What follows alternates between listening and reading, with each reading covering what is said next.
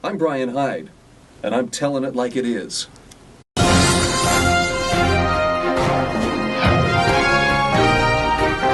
The last time the U.S. military was used for a domestic law enforcement role was following the Civil War in the Reconstruction period, which ended in 1876. At that time, Congress passed what was called the Posse Comitatus Act.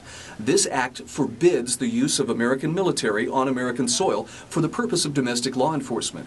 It's a very wise law in that it prevents the military from being used as personal muscle by any political faction within the country.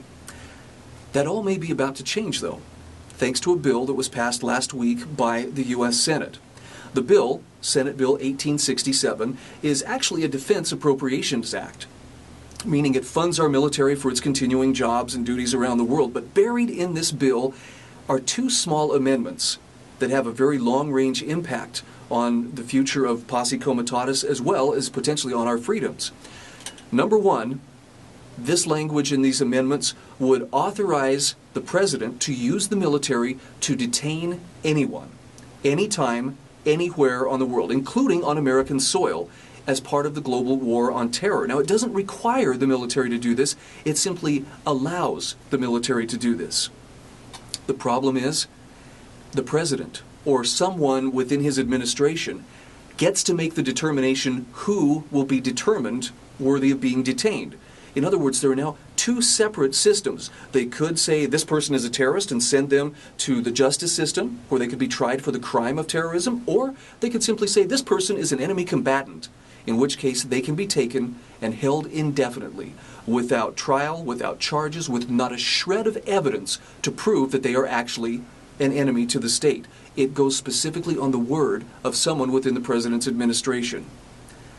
This is a very scary thought, because Posse Comitatus allowed domestic law enforcement to fill its role, which was keeping the peace, upholding the laws of the land, bringing people to justice. And it's a very different mission from what our military is asked to do. Our military has a very different job. To put it simply, as Rush Limbaugh would tell you, its job is to kill people and to break things. In other words, the military is expected to use whatever force is necessary to utterly destroy the enemies of the United States, to take away their ability to wage war against the U.S. That's how it protects the United States. Law enforcement, on the other hand, is expected to use the minimum amount of force necessary to bring a person to justice. So you can see that there are two very different missions here. When those things start to overlap, we have police who dress and act like soldiers, or we have military that now no longer has to consider the possibility of using excessive force to accomplish its goals. This is one of the reasons why the founders did not want to see the U.S. military used in a domestic law enforcement capacity. So that's one of the big concerns about the Senate Bill 1867. The second concern is that it tends to breathe life into the war on terror. Now, there are a couple things I want you to consider here. It's been 10 years since September 11th attacks. Osama bin Laden is dead. We've drawn most of our troops out of Iraq, and the president is currently looking for a way to draw the troops out of Afghanistan. And yet this bill, with its language, these two amendments, actually tends to breathe more vibrancy and more life into the war on terror and expands the battlefield to a worldwide battlefield, including American soil. It puts in the president's hands the power to determine who is an enemy to the United States without benefit of due process to prove that they actually pose a threat. It's done in the name of securing America.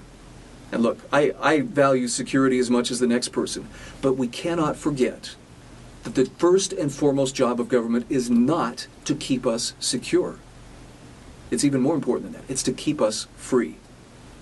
So given the choice between peaceful slavery or risky freedom, I know which one I would choose. I encourage you to look up Senate Bill 1867. Look up the Posse Comitatus Act. See why it's a very bad idea to put so much power into the hands of the presidency. I don't care if you support Barack Obama or you support whoever will replace him at some point in the presidency. A presidential dictatorship is one of the reasons why this is a very, very bad idea. I'm Brian Hyde, and I'm telling it like it is.